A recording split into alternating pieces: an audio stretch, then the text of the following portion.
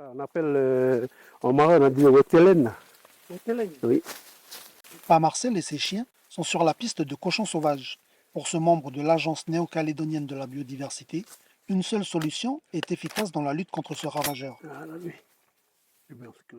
Pour lutter contre ce fléau-là qui est le cochon sauvage, les gens, beaucoup optent pour les barrières dans les champs, mais ça ne résout pas le problème des cochons sauvages. C'est juste pour protéger les champs, les cochons se multiplient de plus en plus. Donc il y a un seul moyen pour réguler, je parle là de régulation, pas d'éradiquer, mais je parle de régulation pour réguler les cochons. C'est la seule chose qu'il faut faire, c'est la chasse. Dans cette démarche de régulation de la population du mammifère, il peut compter sur le soutien de l'association Adamis Chasse. Après avoir suivi des formations notamment en matière de sécurité auprès de la Fédération de chasse de Nouvelle-Calédonie, il chasse aujourd'hui à la battue. Les rabatteurs et leurs chiens repoussent les cochons sauvages vers des tireurs postés. Et quand les chiens ils coursent dans la forêt, puis des fois ils sortent un petit peu n'importe comment, et puis voilà, on est en train de guetter les sentiers à eux. Là. Et puis ça, j'attends ici, là, il y a un là qui est passé. La zone de chasse du jour se trouve à seulement quelques mètres d'une route très fréquentée et les chiens ont déjà flairé des cochons. Pa Étienne se souvient qu'il y a quelques années, l'exercice n'était pas le même. Il devait marcher plusieurs heures avant de tomber sur les premières pistes.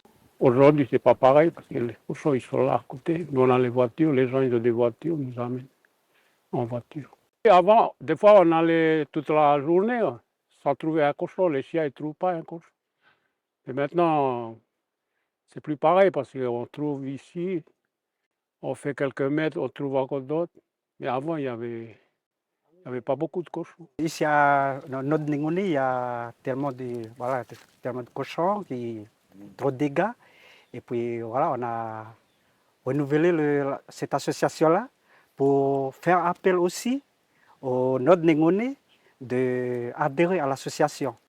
Adhérer à l'association pour lutter contre le cochon qui sévit sur toute l'île, mais aussi pour ouvrir des discussions sur une chasse plus responsable, en particulier envers des espèces fragiles et endémiques telles que la roussette. Aujourd'hui, là, on dit Aujourd'hui, beaucoup chassent la roussette de façon déraisonnée.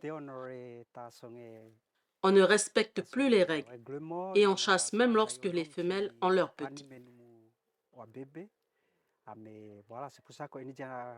C'est pour cela que nous avons lancé des discussions sur le respect de périodes de chasse.